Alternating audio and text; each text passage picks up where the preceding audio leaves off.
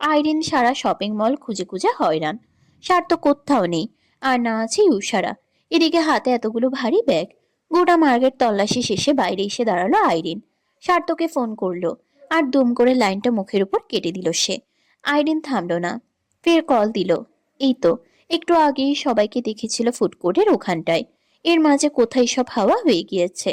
আর গিয়েছে যখন ওকে নিয়ে যেতে পারেনি। কিন্তু কল এবারেও রিসিভ হলো না। লাইন ফের কাটলো স্বার্থ। আইরিন মেজাজ খারাপ করে মেসেজ পাঠালো। আপনি কোথায়? আমার শপিং শেষ, আমাকে এসে নিয়ে যান। ও পাশ থেকে উত্তর এলো মিনিট দুয়েক পর। আমি কোথায় জানা দরকার নেই, তুমি একটা উবার ডেকে বাড়ি চলে যাও। আইরিনের বক্ষ তালু অব্দি রাগে পুড়ে গেল। মগের মূল্য পেয়ে বসেছে। ও উবার ডেকে চলে যাবে মানে? নিশ্চয়ই স্বার্থ তুষির সাথে আছে, ওকে নিয়েই চলে গেছে বাড়িতে। আচ্ছা যাক, কত দূর আর যাবে। কাল পার্টিতে বিয়ের অ্যানাউন্সমেন্টটা হোক, তারপর কোথায় কোথায় পালাবে স্বার্থ সেও দেখে নেবে। এখন রাত বাজে 12টা। ঘড়ির কাঁটা হাঁপাতে হাঁপাতে এক এক ঘরে ছুটছে। কপালের ঘাম মুছে সেদিকে আরেকবার দেখলো তুষি। রাতের খাওয়া দাওয়া শেষ করে বাসার সবাই শুতে গিয়েছে। বসার ঘর খা খা করছে এখন। তুষির বুক কাঁপছে সেই শূন্যতার চেয়েও শতগুণ বেশি। মনের ভিতর উৎকণ্ঠা থাকলেও মাথা ভর্তি তার জেদ। স্বার্থ মাঝরাতে ছাদে যেতে বলেছিল, কিন্তু তুষিও গো ধরেছে, কিছুতেই যাবে না।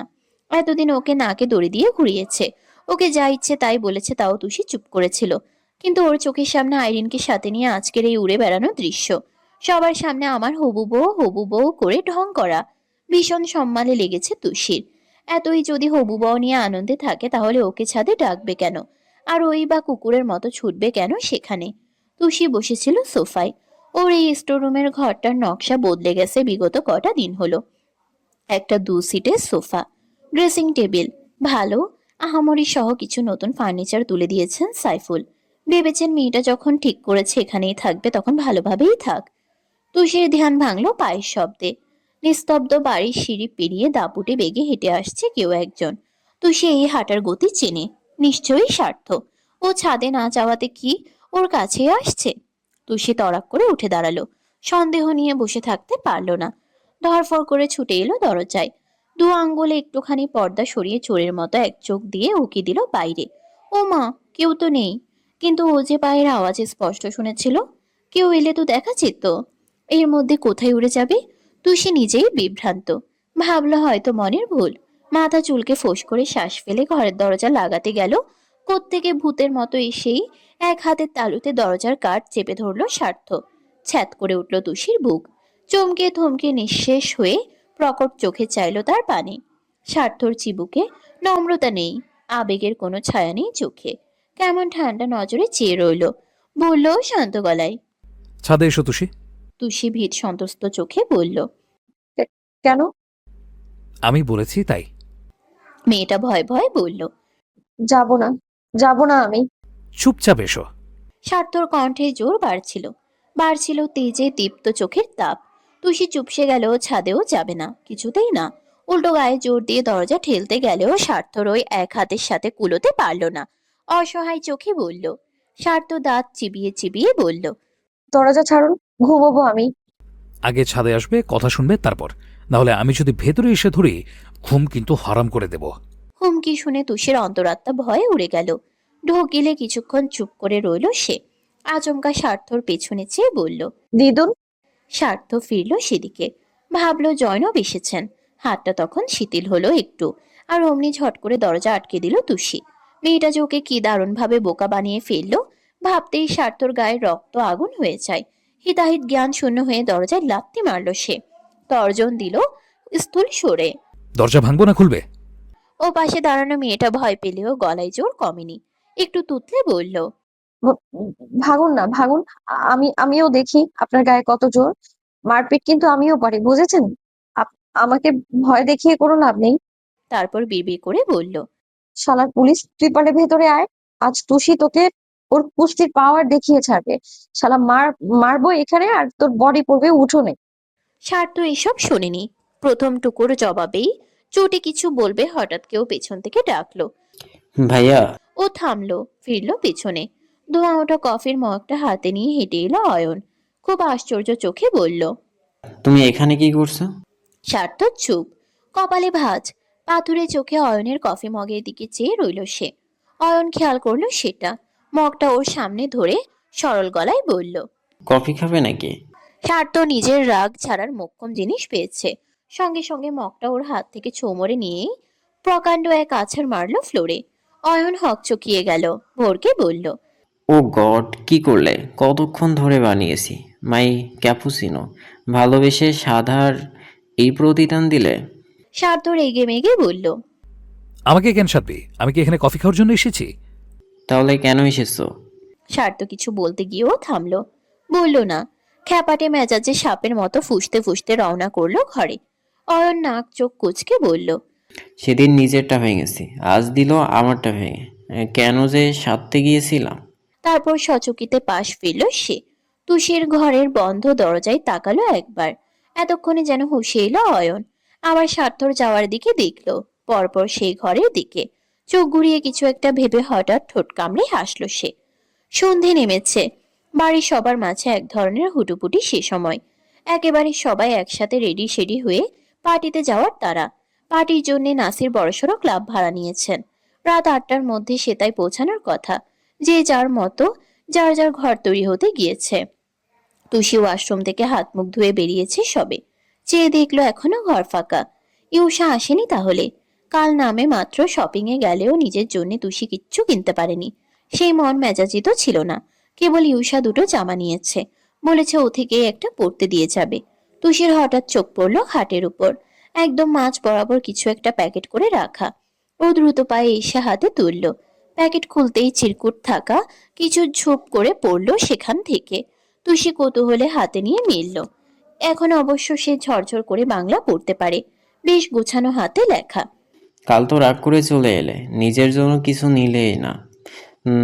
তাই আমি নিজ দায়িত্ব তোমার জন্য এই গাউনটা কিনেছিলাম তুষি। পরো এটা, এর সাথে মন ভরে সাজো। জেনে রেখো, এই গাউনটা কেউ একজন তোমাকে দু চোখ ভরে দেখার আশায় অপেক্ষা করছে। পুরোটা পড়ে তুষির ভেতরটা নড়বড়ে হয়ে গেল। ক্লান্ত শ্বাস ফেলল সে। অয়ন ভাই নিঃসন্দেহে একজন ভালো মানুষ, হয়তো ওকে খুব ভালোবাসেন। কিন্তু তুষি জেনে বুঝেও লোকটাকে ঠকাতে হবে, খারাপ লাগলেও বিবেকে বাঁধলেও করতে হবে এমনটা। কারণ এই ভালোবাসা তুষি চায় না। এই ভালোবাসা তুষির জন্য নয়। এই ভালোবাসায় ওর শুধু অস্বস্তি হয়, ঘৃণা লাগে। যতবার অয়ন ওর দিকে অন্যরকম নজরে তাকায়, ততবার বিব্রত বোধে মরে যায় সে। অয়নের ভালোবাসার দাবিদার শুধু ইউষা। এতগুলো বছর যে মেয়েটা তাকে চুপটি করে লালন করে গেল, অয়ন শুধু সেই ইউষারই হোক। ইউষার নাম উঠতেই তুষির মাথায় চট করে একটা দুষ্টু বুদ্ধি এলো। চিরকুট ফেলে জামার প্যাকেটটা নিয়েই চপল পায়ে ছুটে গেল বাইরে। যাওয়ার সময় সামনে হাসনা পড়লেন। জয়নবের সাথে বসার ঘরে সোফায় বসেছিলেন তিনি। কদিনে দুজনের খুব জমেছে। ওকে দেখেই বললেন। কিরে, তুই অহন তৈরি হস নাই? তুষি ছুটতে ছুটতে জানিয়ে গেল। এই তো একটু পরেই হব দাদি। তুষি একদম সোজা ইউষার রুমে গিয়ে ঢুকলো। জয়নব সেদিকে চেয়ে হাসলেন, বললেন। ওদের দেখলে নিজেদের বয়সের সময়টা মনে পড়ে যায়। এই সময়ে তো আমরাও সৈকতের সময় 4 বছর ছিল, আর ওরা ছিল এখন অবধি কে কাকে বিয়ে করবে সেটা ঠিক করতে পারছে না। হাসনা গা নাড়িয়ে হেসে উঠলেন, পান বানিয়ে একদম মুড়িয়ে দিয়ে বললেন। তুষি ভারী ব্যস্তভাবে বলল। নেন খান, আমগো বস্তির স্পেশাল পান এইটা, অনেক মজা। আরে তুষি, তুমি চলে এলে? আমি তো এখনই যাচ্ছিলাম। তোমাকে আর যেতে হবে না, নাও এটা রাখো। কোলের প্যাকেটটা ইউষার হাতে ধরিয়ে দিল সে। ইউষা বের করতে করতে শুধালো। কি আছে এতে? পরপর গাউনটা দেখে অবাক হয়ে বলল। ও মা, এটা কি সুন্দর, কোথায় পেলে? তুষির উত্তর তৈরি। বাবা দিয়ে গেছেন, আমি তো কিছু কিনিনি, সেই জন্যই বোধ হয়। কিন্তু আমার এত ভালো লাগেনি, তোমার যখন লেগেছে তুমি পরে ফেলো। কিন্তু বাবা তো অনেকক্ষণ আগেই বেরিয়ে গেলেন, বললেন আমাদের হলে ওনাকে কল করে দিতে। হ্যাঁ, তো আমি কখন বললাম এটা বাবা নিজে দিয়ে গিয়েছেন, রহিম চাচাকে দিয়ে পাঠালো। ড্রাইভার চাচা? হ্যাঁ, তুমি এটাই পরো। হ্যাঁ, আর আমি তোমার জামাটা পরি। ইউষা অবশ্য আপত্তি করলো না। দু বোন একটা পড়লেই হলো। তুষি জামা নিয়ে বেরিয়ে এলো তাড়াহুড়ো করে। ঠোঁটে বিজয়ের হাসি নিয়ে যখন ঘরে গেল, হোঁচট খেলো আরেকবার। আবার বিছানার উপর একটা নতুন প্যাকেট রাখা, এটার সাইজ আগেরটার থেকেও বড়। তুষি আশ্চর্য হয়ে এগিয়ে আসে। অয়ন কি আবার পার্সেল রেখে গেল? সে কি তবে দেখে ফেললো ও জামাই উষাকে দিয়ে এসেছে? না দেখার তো কথা নয়। ইউষার ঘরে যাবার সময় ওনার ঘরের দরজা তো ভেতর থেকে বন্ধ দেখলো তুষি। এটা তাহলে কে রাখলো এখানে? এক ঝাঁক প্রশ্ন মনে চে- এক ঝাঁক প্রশ্ন মনে চেপে মেয়েটা এগিয়ে এসে বিছানায় বসলো। হাতে তুলে নেড়েচেড়ে দেখলো প্যাকেটটা। গায়ে 100 স্কচ টেপ। হাত দিয়ে টানলেও ছুটবে না। ও কেচে নিয়ে আরাম করে বসলো এবার। পুরো প্যাকেট খুলতেই কোটর ফুঁড়ে চোখ ছিটকে এলো তুষির। একটা ধবধবে সাদা গাউন, একটা হ্যাট পিস, পার্লের নেকলেস, একজোড়া হিল জুতোর সাথে আরো একটা ছোট বাক্স আছে এতে। কিন্তু এত কিছু কে দিল ওকে? তুষি তড়িঘড়ি করে পাশের অন্য বাক্সটা খুলল। ব্যস্ত হাতে ঢাকনা তুলতেই মাথা চক্কর কাটলো তার। গোটা বাক্স ভর্তি চুড়ি, কাচের, পাথরের, পার্লের থেকে শুরু করে সব আছে। তুষি বিস্ময়ে কিছুক্ষণ মূর্তি বনে রইল। এক একটা জিনিস দেখেই বোঝা যাচ্ছে খুব দামি। তুষি বোকা বোকা চোখ দুটো ঘোরালো এদিক সেদিক। কোনোভাবেই যখন কুল কিনারা পেল না, হুট করে নজর পড়ল চুরি ভর্তি বাক্সের গায়ে। ঢাকনার তলায় একটা চারকোনা কাগজ স্কচ টেপ দিয়ে লাগানো, লেখা, এই চোর, রাতে ছাদে আসনি, মাফ করে দিয়েছি। মুখের উপরে দরজা আটকে দিয়ে বেয়াদবি করেছো, সেটাও মাফ করে দিয়েছি। কিন্তু ভুল করেও যদি ভেবে থাকো আমার পাঠানো জিনিসগুলো পড়বে না, তাহলে মাফ তো দূর, আজকে তোমাকে জ্যান্ত খেয়ে ফেলবো আমি। And it's my promise to you bae. তুষি বাক রুদ্ধ স্তব্ধ। এইসব স্বার্থ পাঠিয়েছে ওর জন্য। কিন্তু এই ব্যতে কি? ব্যয়ের পর আর কিছু লেখেনি কেন? কোনোভাবে কি ওকে ব্যাক্কেল বললো, নাকি বেয়াদব বললো? যাই বলুক, জিনিসগুলো স্বার্থ দেয়া ভাবতেই তুষির মুখ চোখ শক্ত হয়ে গেল। সব হাত থেকে ছট করে নামিয়ে রেখে উল্টো দিকে মুখ ঘুরিয়ে নিল সে। ঢং! পশুর মতো আচরণ করে ওর বুকটা ভাজা ভাজা করে এখন গিফট দেয়া হচ্ছে? তুষি চেয়েছে গিফট? করবে না এসব তুষি, কিছুতেই না। তনিমা সবাইকে ডেকে ডেকে ক্লান্ত হয়ে পড়েছেন। একজন আসছে তো আরেকজন নামছে না। এখানেই তো 7:30 বেজে গেল প্রায়। ওদিকে শওকত ফোন করছেন, তারা দিচ্ছেন বারবার। ভদ্রমহিলা আরেকবার ডাকলেন। উষা, তুলি হলো তোদের? দু বোনের কেউই এলো না, সাড়াও দিল না। তবে অয়ন নামলো দ্রুত। পরনে কালো স্যুট প্যান্ট, গলায় সাদা রঙের টাই, হালকা লম্বা চুল পরিমিত যত্নে সেট করা, বাঁ হাতে সিলভার চেনের ঘড়ি। এই সেই দুহাত দুদিকে মেলে বলল। দিদুন, হাউ লুকিং আম? জয়নব মাথা ঝাঁকিয়ে বললেন। দারুণ দারুণ। বয়স থাকলে তো আমি আজ তোমার প্রেমে পড়ে যেতাম দাদু ভাই। অয়ন হাসলো, নিঃশ্বাস ঝেড়ে বিড়বিড় করলো। আপাতত যার পড়ার কথা সে পড়লেই চলবে। বসার ঘরে তনিমা, রেহেনুমা, জয়নব, মিন্টু আর হাসনা ছিলেন। তবে বৃদ্ধারা যাচ্ছেন না। বাচ্চাদের অনুষ্ঠান ওনাদের কি কাজ? এ বয়সে পার্টি টাটি পোষায়? অত উচ্চ শব্দের গান বাজনা শুনলেই তো মাথা ধরে যায়। শওকত আর সাইফুল আগে ভাগে চলে গিয়েছেন। নাসির একা মানুষ, ব্যবস্থাপনায় যদি কিছু লাগে। রেহেনুমা জিজ্ঞেস করলেন। সার্থকতায় রে অয়ন? রেডি হচ্ছে বোধ হয়। তনিমা বললেন। মেয়েদের না হয় সাজগোজে দেরি হয়, ও এত কি রেডি হচ্ছে? পার্টির মেইন ফোকাসই তো সেই মামুনি, একটু মেকআপ অন্তত লাগাতে দাও। তখনই স্বার্থ বেরিয়ে এলো। সিঁড়ির ঝকঝকে টাইলসে তার মশমশে জুতোর শব্দে ফিরল সবাই। ওর পরনেও একই রকম কালো স্যুট প্যান্ট, শুধু খোলা বুক হতে দুটো বোতাম খোলা। সাদা শার্ট উকি দিয়ে আছে, টাই পরেনি। হাতের ব্র্যান্ডেড ঘড়িটায় কালো লেদারের স্ট্র্যাপ। ট্রিম করা চুলগুলো নরম জেল দিয়ে ব্যাক ব্রাশ করে উপর দিকে উঠানো। অয়ন অবাক হয়ে বলল। এ কি ভাইয়া, তুমি ব্ল্যাক স্যুট কেন পরেছো? তোমাদের ড্রেস কোড তো হোয়াইট। আইরিন বলে গেল, শোনোনি? তো শুনলেই বা, আমি সেটাই করবো যেটা আমার ইচ্ছে হবে। অয়ন আর তর্কে গেল না, কাঁধ উছিয়ে বলল। ওকে। স্বার্থর এই আহামরি নিখোঁজ সুতুনু মুখখানা দেখে হাসনা ভীষণ মন খারাপ করলেন। আহারে, কত সুন্দর একটা ছেলে তার নাচ জামাই হয়েছিল। কতই না মানাতো তুষির পাশে। ভাগ্যের দোষে আজ সব শেষ। স্বার্থ হাত ঘড়ি দেখল, মাঝে উদ্গ্রীব অথচ শান্ত নয়নে এক পল চাইল স্টোরুমের পথে। চোরটা ওর দেয়া জিনিস পড়বে তো? যে ঘাটতেরা মেয়ে, দেখার পর কি করবে কে জানে। অয়নেরও সেদিকেই নজর, তার চেহারায় উৎকণ্ঠা, অন্তপটে এক প্রস্ত উত্তেজনার সাথে। ওর দেয়া গাউন পরে তুষি আসবে, প্রথমবার ওর দেয়া কিছু পরবে। এই যে নিঃসন্দেহে বুক জুড়িয়ে দেওয়া ব্যাপার। রেহনুমা এবার ধৈর্যের খেই হারালেন। সবাই এসেছে কিন্তু এই রাজকন্যাদের খবর নেই। হা করলেন ডাকবে বলে, তখনই দরজা দুহাতে ঠেলে বেরিয়ে এলো তুষি। কুচকে থাকা কপাল ঘুরিয়ে ফিরে চাইল স্বার্থ। তার তীক্ষ্ণ ধারালো চাউনিরা আটকে গেল অমনি। ভাঁজ ফেলা কপাল তুরন্ত শিথিল হয়ে গেল। তুষির পরনে ফুল হাতা ফ্লাপি সাদা গাউনটা লম্বায় একেবারে মাটি ছুঁয়ে গেছে।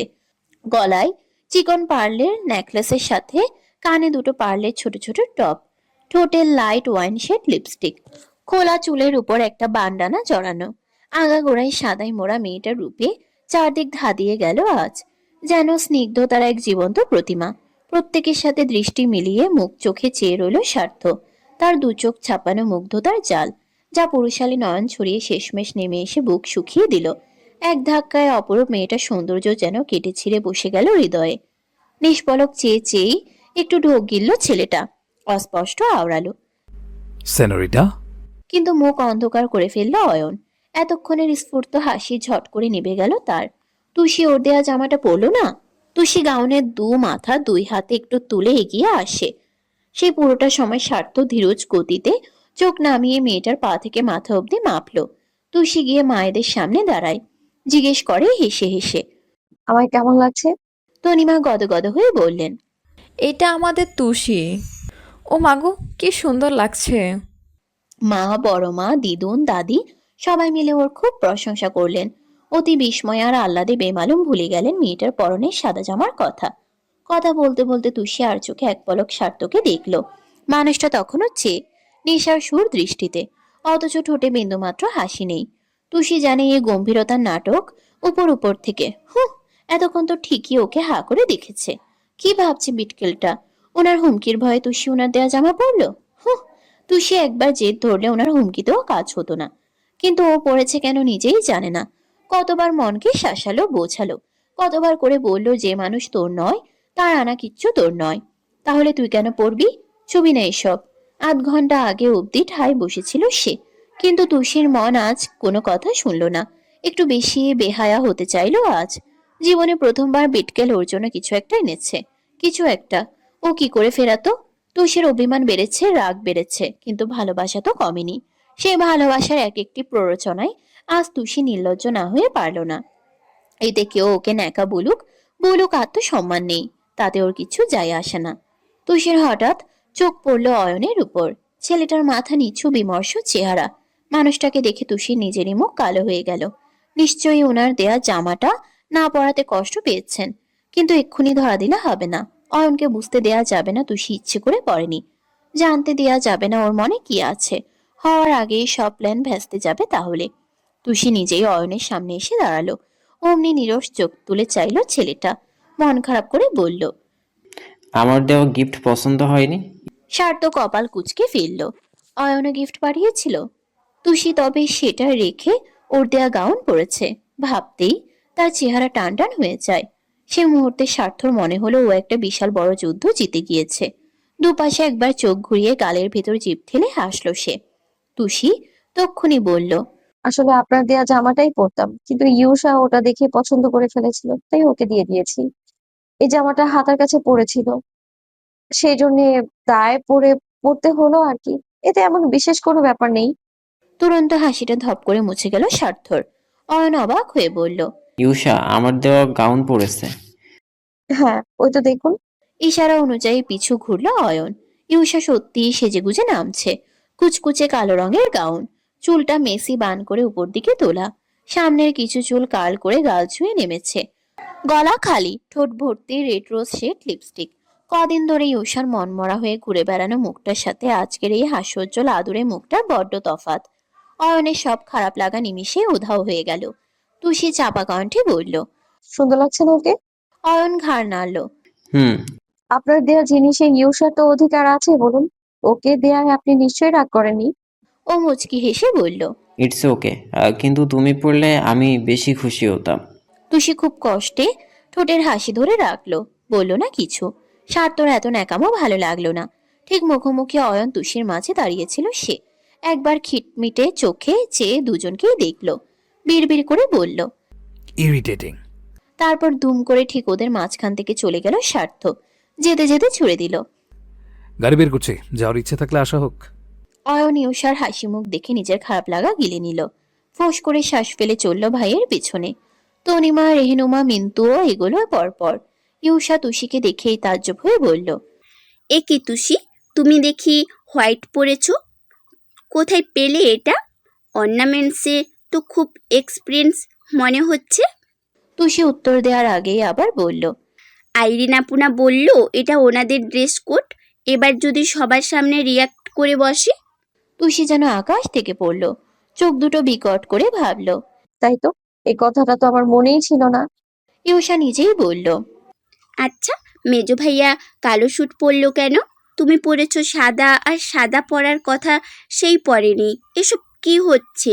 তুষি নিজেরই সব গুলিয়ে গেল, বিচলিত হয়ে বলল। তাহলে কি আমি চেঞ্জ করে আসবো? জয়নব বললেন, না, দরকার নেই। সেজেছ, সুন্দর লাগছে। আর স্বার্থ নিজে হবু স্ত্রী ঠিক করা ড্রেস কোড মানেনি। তোমার আর মেনে কি কাজ? যাও, এমনি দেরি হচ্ছে, যাও এভাবে। তুষি একটু ভরসা পেল। মিন্তু তখন আরেকবার এলো দরজায়, ডাকলো হুলস্থুল করে।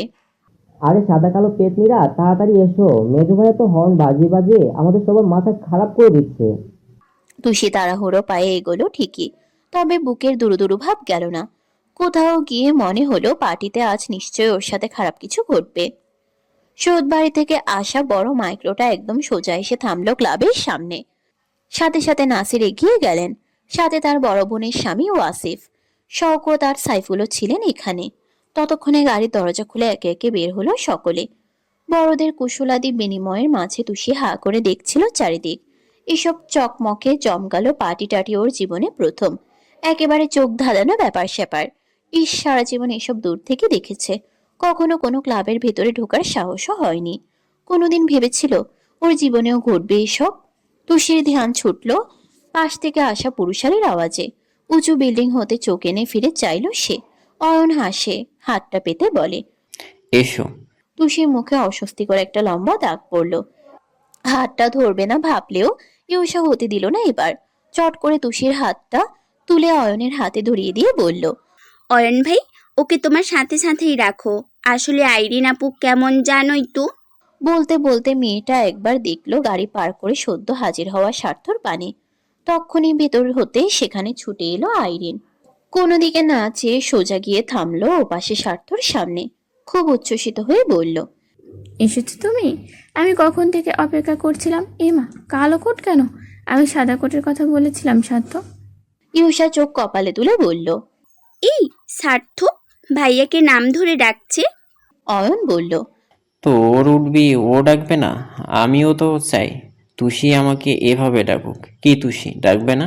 তুষি চুপ করে থাকে। ইউষা আগ বাড়িয়ে বলল, ডাকবে তো, কেন ডাকবে না? একটু সময় দাও, ও তো আইরিন আপুর মতো এত ফাস্ট না। সময় দিয়ে যাচ্ছি, ম্যাডামের যে কবে একটু দয়া হবে কে জানে। তুষের কান কথার দিকে রইল, চোখটা স্বার্থ আর আইরিনের উপর। মেয়েটা অতি খুশিতে এখনো খেয়াল করেনি তুষির পরনেও সাদা গাউন। নিজের মতো আহ্লাদে নেতিয়ে পড়ে বলল, তুমি আমার একটা কথাও শোনো না। আচ্ছা ছাড়ো, কেমন লাগছে আমায়? সফেদ গাউনের দুপাশটা ধরে একবার নেড়েচেড়ে দেখালো আইরিন। স্বার্থ কপালের সাথে ভ্রুকুচকে চেয়ে রইল। তখনই ওর পকেটে গুজে রাখা হাতের বাহুতে হাতটা গলিয়ে দিল আইরিন। চলো ভেতরে যাই, তোমাকে আমার বন্ধুদের সাথে আলাপ করাবো। তুষের মুখ অমনি কালো হয়ে গেল। শরীর মুচড়ে উঠল, ফুসে উঠে অধিকার বোধের দরুন। ডাইনিটা এভাবে ওনার বাহু ঝাপটে ধরেছে। তুষির মন চাইলে এক ছুটে গিয়ে ছাড়িয়ে নিতে, দু হাতে আইরিনকে ধাক্কা দিয়ে ফেলতে মাটির উপর। অথচ কাতর চাউনির ফাঁক গলে মেয়েটা দেখলই না আরো দুটো তপ্ত চোখের আগুন। অয়নের হাতের মুঠোয় থাকা তুষির হাতটা, অয়নের 3টে আঙ্গুল দিয়ে চেপে রাখা সেটা, সব মিলিয়ে চোয়াল শক্ত করে আইরিনের সাথে ভেতরে ঢুকে গেল স্বার্থ। তুষি কষ্ট পেল, বুক চলে গেল তার। সাদা গাউন আর কালো কোট পরা একজোড়া কপতির প্রস্থান শূন্য চোখে দেখল কিছু পল। পরপরই রাগে নিজের উপর বিতৃষ্ণা ধরল ভীষণ। কেন পরলো স্বার্থর দেয়া জামা? সেই তো ঠিকই আইরিনের হাত পেঁচিয়ে চলে গেলেন তিনি। তাহলে ও কেন পরলো? কেন আজ জামাটা রেখে আসতে পারলো না? কেন ও আবার স্বার্থর প্রতি দুর্বলতা প্রকাশ করে নিজেকে এমন ছোট করে ফেললো? অয়ন হাতে টান বসাই তক্ষুনি। কি হলো, চলো। ততক্ষণে বড়রা ভেতরে চলে গিয়েছেন। তুষি হাত ছাড়তে গেলেই ও বলল, থাক না, কাপলদের এইভাবে এন্ট্রি নিতে হয়। তুষি আর তর্কে গেল না। মনে হলো ক্লান্তিতে শরীর নেতিয়ে যাচ্ছে। শুধু পাশ ফিরে মেজাজ খারাপ করে এক পল দেখলো ইউষাকে। মলিন চোখে হাসলো ইউষা, বলল, আমাকে পরে দেখো, চলো তো এবার। আইরিনার সাথে ঢুকতেই উপর থেকে বেলি ফুলের পাপড়ির সৃষ্টি হয়। এটা আগে থেকে বলাই ছিল ক্লাবের কর্তৃপক্ষের কাছে। মাত্রাতিরিক্ত ফর্সা মেয়েটার ঠোঁটের হাসি আর সুদর্শন খেতাবে এগিয়ে থাকা বলিষ্ঠ গড়নের যুবক সবার মনোযোগ কেড়ে নিল। হাসি হাসি মুখ করে চেয়ে রইল সকলে। স্বার্থর মেজাজ প্রচন্ড খারাপ। মুখে হাসি তো দূর, একটু শীতলতা অবধি নেই। আইরিন বাহু পেঁচিয়ে রাখলে ওর ওর চোখে অয়নের ওই 3 আঙ্গুল দিয়ে তুষির হাত ধরে রাখার দৃশ্যই ভেসে গেল শুধু। আইরিন বলল, চলুন, আমার বন্ধুরা ওদিকটায় আছে, ওরা আপনাকে দেখার জন্য ভীষণ এক্সাইটেড। ওদের এখানে আসতে বলো। আমি কারো কাছে যেচে আলাপ করতে যাই না, আমার কাছে সবাই আসে। আইরিন রাগ করলো না, হাসলো উল্টে। মনে মনে বলল, আপনার এই অ্যাটিটিউডেই আমি প্রথম মরেছিলাম সাথ। তারপর থেকে একটু একটু করে আমাকে মারছেন আপনি। মুখে বলল। আচ্ছা, ডেকে নিয়ে আসছি। স্বার্থ দাঁড়িয়ে রইল। হুট করে একজন পাশ থেকে বলল, ওয়াও, এত দেখেছি আরো একটা কাপল। অমনি চকিতে ফিরে চাইল সে। অয়নার তুষি আসছে। সে একই থিমে ধবধবে গাউন পরিহিতা মেয়েটার পাশে সুতনু ও অয়ন হাত ধরে এগোচ্ছে। ফুলের বৃষ্টি তখনও থাকায় ওদের গায়েও পড়ল কিছু কিছু। আশপাশ থেকে চাপা গুঞ্জনে যখন দু একটা শব্দের নাইস কাপল, কি দারুণ মানিয়েছে শুনতে পেল, স্বার্থর গায়ের চামড়া সহ পুড়ে গেল তার। একবার কটমট করে দুজনকে দেখে সেখান থেকে গজগজে চিত্তে সরে গেল সে। মিন্তু ভেতরে এসে দেখলো চারিদিকে শুধু জোড়া জোড়া সবাই। বড়দেরও কেউ আছে, মাঝ বয়সীদেরও কেউ না কেউ আছে। ও দীর্ঘশ্বাস ফেলে বলল, সবার একটা করে কাপল আছে, শুধু আমার আর তোর নেই। আমরা হলাম এই বিরিয়ানির মতো পার্টিতে এলাচের মতো বেমানান। ইউষা নাক কুচকে বলল। তুই কোন ক্লাসে পড়িস? এই বয়সে কপালে কি বুঝিস? মিন্তু বুক ফুলিয়ে বলল, আমি ক্লাস 9-এ পড়ি। আমার গোফ দাঁড়িয়ে উঠেছে, 2 দিন পর দাঁড়িয়ে উঠবে। তুই সবসময় আমাকে বাচ্চা বানিয়ে দিবি না। এবার কুচিনি একটা মেয়ে আমাকে লাভ লেটার দিয়েছে, জানিস? কি, তোর মতো ফেলুদাকে চিঠি দিয়েছে? ইয়াক, এই মেয়ের পছন্দ দেখে আমার মরে যেতে ইচ্ছে করছে। তো জানা, গিয়ে ওই পুলে ঝাঁপ দে, ওখানে পড়লে মনে হয় না বাঁচবি। ইউষা ওর আঙ্গুল মেপে ফিরে তাকালো। ওই কোণে একটা টলটলে সুইমিং পুল আছে। পানির রং কালো, নিচে কালো টাইলস থাকায় দেখতে ভুতুড়ে বেশ। পাশে আবার ছোট বিলবোর্ডে লেখা, 8 ফুট গভীর জল, সাঁতার না জানলে দূরে থাকুন। ইউষার নাম ধরে মা ডাকলেন তখনই। মিন্তুকে নিয়ে এগোলো সে। এদিকে অয়ন তুষিকে ছাড়ছেই না, একদম সাথে নিয়ে হাঁটছে। আলাপ করাচ্ছে এর ওর সাথে।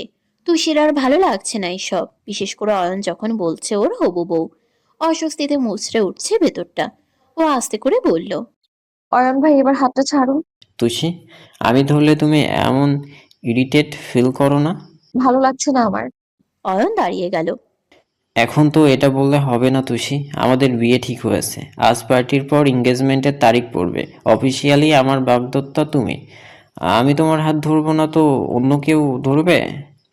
তুষি খেয়াল করলো অয়নের কথা বলার ভঙ্গিমা অন্যরকম। চোখ দুটো জ্বলছে, শক্ত হচ্ছে মুখের বেশি। ধরে রাখা হাতটায় আঙ্গুল দাবিয়ে দিচ্ছে আরো। এই রূপ অচেনা তার। ও ভ্রু কুচকে বলল, আপনার কি রাগ হচ্ছে আমার উপর? মুহূর্তে অয়ন হেসে ফেলল, বলল, তোমার উপরে আমার রাগ হবে? ধ্যাত। আচ্ছা শোনো, এমন করতে নেই। থাকো না আমার সাথে, চলো তোমাকে আঙ্কেলদের ফ্যামিলির সাথে পরিচয় করিয়ে দিই। ওনারা তো তোমাকে তেমন করে চেনেনি না।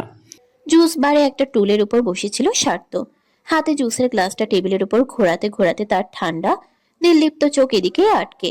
তখনই আইরিন এসে বলল, আপনার আইস লাগবে? লাগলে আমি নিতে পারবো। আমি দিয়ে দিই। উত্তর দেয় না স্বার্থ।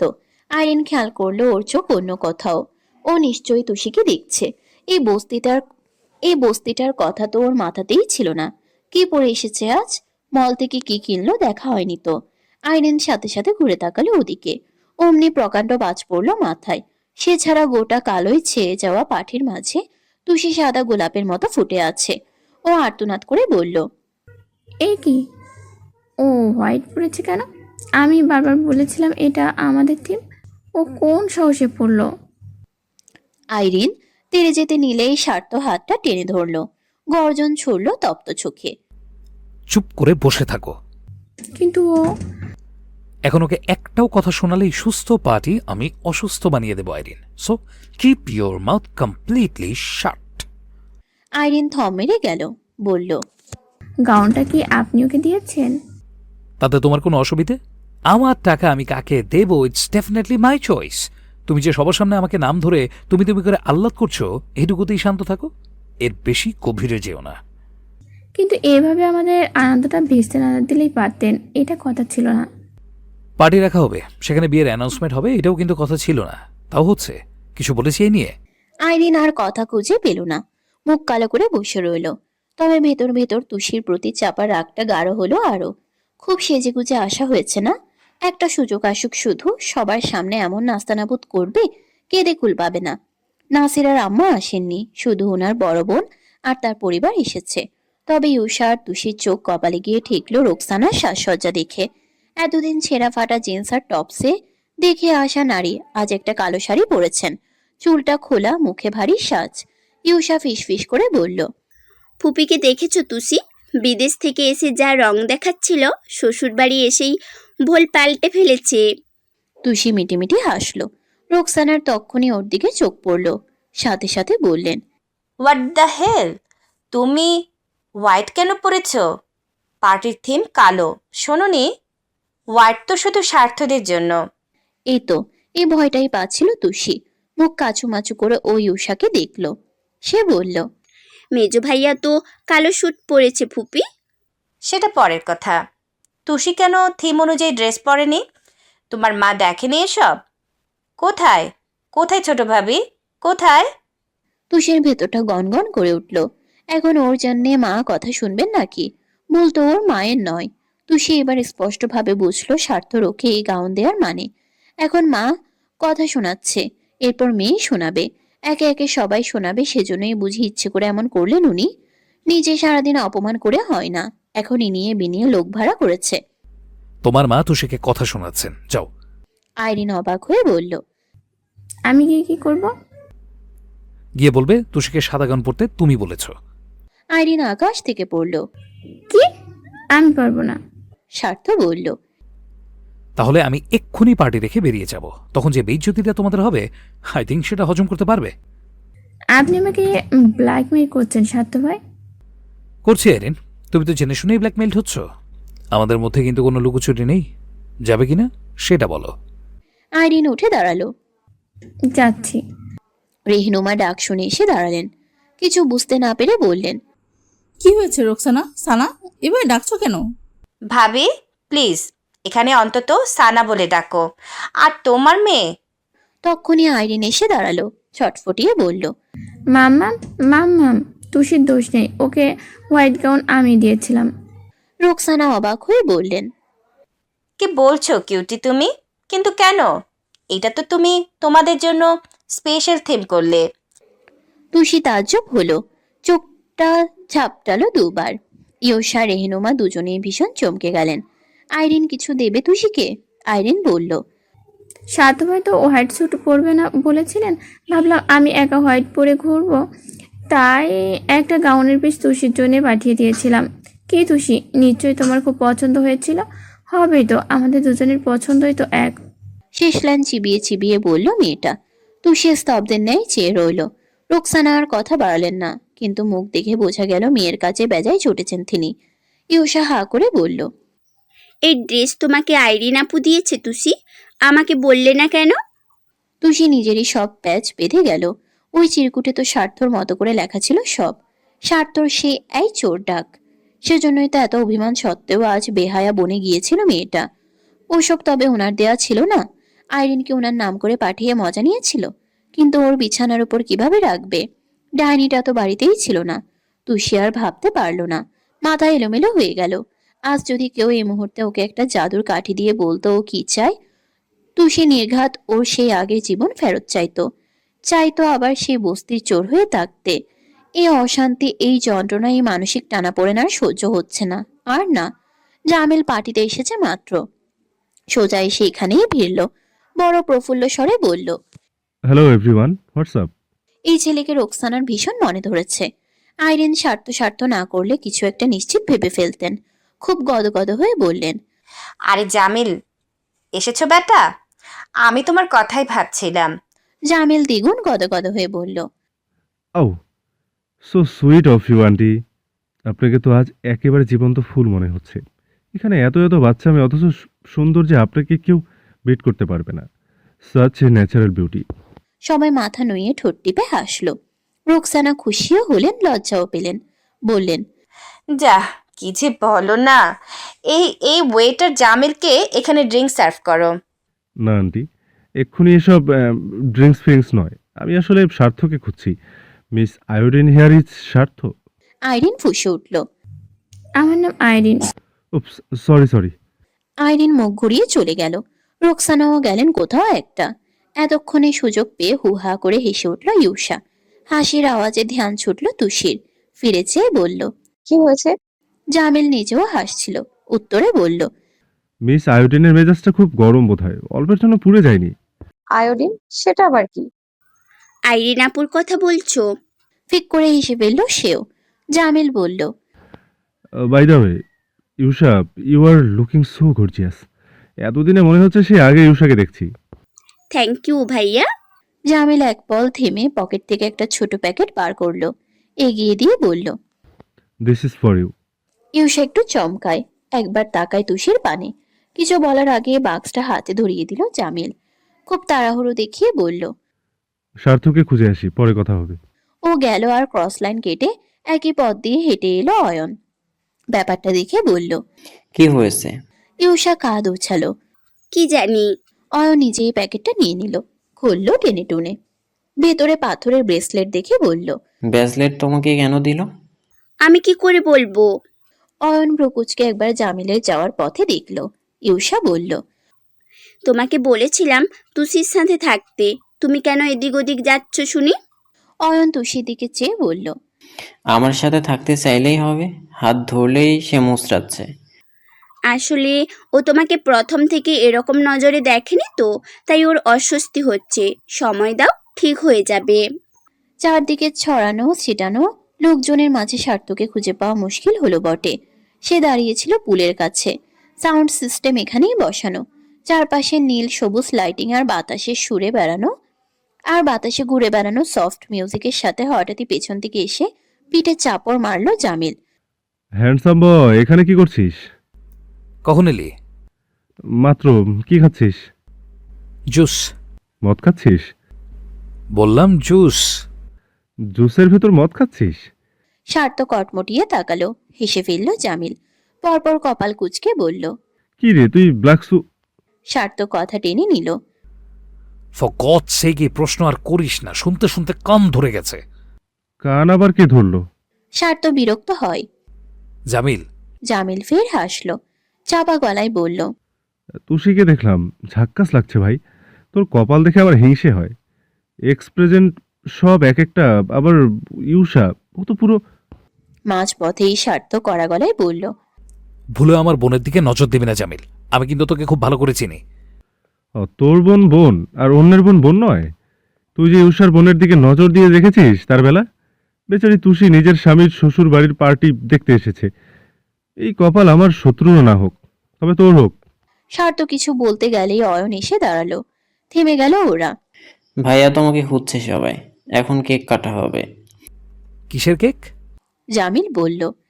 কেক তো ডিমের হয়, কেন তুই জানিস না? স্বার্থ রেগে তাকালো। অয়ন হাসলো, বলল, আরে এমনিই কাটছে, চলো তো। একটা উঁচু চারকোনা কেক ঘিরে সবাই গোল হয়ে দাঁড়িয়েছে।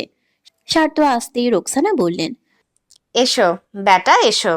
তোমার আর আইরিনের জন্য কেক অ্যারেঞ্জ করেছি, সবাই মিলে আনন্দ করব। এটুকু বাদ যাবে কেন? স্বার্থর চেহারায় অঢেল বিরক্তি, যেন না পারছে কিছু বলতে, না পারছে কথা মতো চলতে। বেচারার মুখ দেখে জামিল মিটিমিটি হাসলো। থুতনি ঘষতে ঘষতে গুনগুন করলো, আমি ফাঁসা গেছি, আমি ফাঁসা গেছি মান করছি পায়। স্বার্থ চোখ রাঙালো। তারপর গিয়ে দাঁড়ালো একপাশে। ক্ষুরধার দৃষ্টির সাথে সাথে গিয়ে ঠেকলো তুষির উপর। মেয়েটা হাস্যহীন ঠিকই, তবে ভীষণ স্বাভাবিক একটা মুখ। এই যে একই সাথে স্বার্থ আর আইরিন কেক কাটবে, কেকের গায়ে লেখা কাপল টু বি, এসব যেন খুব সাবলীল ব্যাপার স্যাপার। বাকি প্রতিটা মানুষ যেভাবে দাঁড়িয়ে আছে সেও ঠিক একই রকম ভিড়েছে এখানে। মেয়েটার এই নিষ্পৃহতা, এই নিরুৎসাহিত হাবভাবি স্বার্থ নিতে পারে না। আইরিন ছুরি এগিয়ে দিল। ধরো। তুষির দিকে ক্ষিপ্ত চোখ রেখেই ছুরিসহ আইরিনের হাতের কবজি ধরল সে। পোচ বসালো সে একই রকম ওর দিকে চেয়ে। অথচ ঠোঁট টেনে হাসলো তুষি। নির্লিপ্ত চোখে বাকিদের সাথে তাল মিলিয়ে হাততালি দিল। সার্থর চোখা নাক ভীষণ রাগে ফেপে উঠল আরো। চেতে টেতে কি করবে বুঝলো না।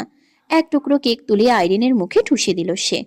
জামিল দীর্ঘশ্বাস ফেলে মাথা নাড়ল দুপাশে। শালা নিজের জালে নিজেই পেঁচাচ্ছে, এখন লেজে গোবরে হ। কেকের পালা মিটল। নাসির বললেন, তাহলে ভাইজান ঘোষণাটা দিয়েই দিই। শওকত মাথা নাড়লেন। মেয়ে আর স্বার্থকে দুপাশে নিয়ে মধ্যমণি হয়ে দাঁড়ালেন নাসির।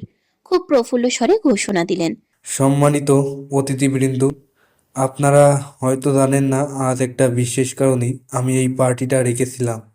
আসলে আমার একমাত্র মেয়ে আইরিনের সাথে আমার স্ত্রীর বড় ভাই সাবেক মেজর শওকত আলীর মেজো ছেলে সৈয়দ স্বার্থ আবরারের বিয়ে ঠিক হয়েছে। ও কিন্তু একজন এসিপি। এই অল্প বয়সে 2বার রাষ্ট্রীয় সম্মাননা ও দিদি পেয়েছে। পাশ থেকে অনেকেই বললেন, হ্যাঁ, ওনাকে তো রুস্তমের ছেলের কেস থেকেই চিনি। নাসির গর্বের সাথে বললেন, তাহলে ভাবুন, এমন একজন বীর আমি মেয়ের জামা হিসেবে পেয়ে কতটা আনন্দিত। তনিমা এক পল তুষির পানে চাইলেন। তুষির মাথা নিচু, দেখে মনে হচ্ছে সব কথা মনোযোগ দিয়ে শুনছে। কিন্তু তিনি বোঝেন ভেতর ভেতর নিশ্চয়ই কষ্ট পাচ্ছে মেয়েটা। অন্তত একটু হলেও স্বার্থর জন্য মেয়েটার পাগলামি, ছুটাছুটি আর ছটফটানি তো দেখেছেন তিনি। একই সময় স্বার্থ আর চোখে তুষির পানে দেখল। ওই মেদুর চেহারায় অন্ধকার দেখে ক্রূর হাসিটা উষ্ঠপুঠে ছুটে এলো অমনি। কষ্ট হচ্ছে? কষ্ট পাও তুষি, কষ্ট পাও। তুমি কষ্ট না পেলে আমি যা চাইছি তা হবে কি করে? তার নজর ফিরল শওকতের আওয়াজ। হঠাৎই হাত বাড়িয়ে ডাকলেন, অয়ন, তুষি এসো, তোমরা দুজন এসো। তুরন্ত স্বার্থর মুখ কাঠের মতো শক্ত হয়ে গেল। অয়ন তুষি দুজনেই আস্তে ধীরে গিয়ে দাঁড়ালো ওনার পাশে। শওকতের বাম পাশে তুষি, ডানে অয়ন। অয়নের পাশে আইরিন, তার পাশে নাসির। নাসিরের অন্য পাশে স্বার্থ ছিল। শওকত বললেন, খুশি খবর কিন্তু একটা নয়, দুটো। আসলে এই একই দিনেই আমার ছোট ছেলে সৈয়দ অয়ন অবসরের সাথে আমার একমাত্র ভাই সাইফুল ইসলামের ছোট মেয়ে মেহেরিন রহমান তুষির বিয়েও ঠিক করা হয়েছে। আজ আপনাদের উপস্থিতিতেই আমরা আগামী 15ই ডিসেম্বর ওদের এঙ্গেজমেন্টের ডেট ফিক্স করেছি।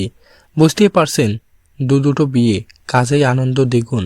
আপনারা কিন্তু সবাই নিমন্ত্রিত, প্লিজ আসবেন, ভালো লাগবে আমাদের। হাততালি ফের আরেকবার পড়ল। প্রায় সবার মুখে রং বেরঙের হাসি। শুধু হাসলো না তিনটি মানুষ, পকেটে 2 হাত ভরে আরো কঠিন পাথরের মতো দাঁড়িয়ে রইল স্বার্থ। যদিও সে হাসে কম, তবে এই মুহূর্তে তুষি আর ইউষার মতো দুটো উচ্ছল মেয়ের হাস্যোজ্জ্বল চেহারা একটা ব্যবসা বাতাস তার পাখায় বেঁধে উঠতে উঠতে কোথাও একটা উধাও হয়ে গেল। না চাইতেও চোখ টলমল করে উঠল ইউষার। তাকাতে তাকাতে জলের তোরে অয়নের স্ফূর্ত মুখ আস্তে ধীরে ঝাপসা হয়ে অশ্রুটা গড়িয়ে পড়ল গালে। নাসির ওপাশে গিয়ে স্বার্থকে আইরিনের পাশে আনলেন। শওকত সরে গিয়ে তুষিকে দিলেন অয়নের পাশে। কতজন মিট ফর ইচ আদার বলে বলে মুখে ফেনা তুলল। আইরিন পারল না আনন্দে লাফিয়ে চড়িয়ে গলে যেতে। রোকসানা মেয়েকে দেখে দেখে তৃপ্তির হাসি টানলেন ঠোঁটে। অয়ন এক ফাঁকে তুষির হাত চেপে ধরল, ফিসফিস করে বলল, ফাইনালি তুষি, ফাইনালি তুমি আমার হচ্ছ। টুসির টু শব্দ নেই। রোবটের মতো চিবুক নামিয়ে রাখলো সে। দ্রুত শ্বাস টানতে টানতে গাউনের এক পাশ এক হাতের মুঠোয় খামচে রাখলো কিছুক্ষণ। তারপর কি ভেবে মাথা তুলে এক পল পাশ ফিরে চাইল। স্বার্থর তীক্ষ্ণ নজর অয়নের ওই হাত থেকে উঠে এসে আস্তে ধীরে এসে পড়লো তার মুখে। পাষণ্ড মানুষটার ভিতর কি হচ্ছিল তুষি জানে না, তবে ওর হৃদয় গুমড়ে উঠল বিবশ কোনো ব্যথায়। বুক তোলপাড় করা কান্নাটা গলায় এসে দাঁড়ালো। জমতে জমতে ওরা স্রোতের প্রতিকূলে ভাসতে ভাসতে বলল, আমার দরজায় খিল দিয়েছি, আমার দারুণ জ্বর, তুমি অন্য কারো সঙ্গে বেঁধো ঘর।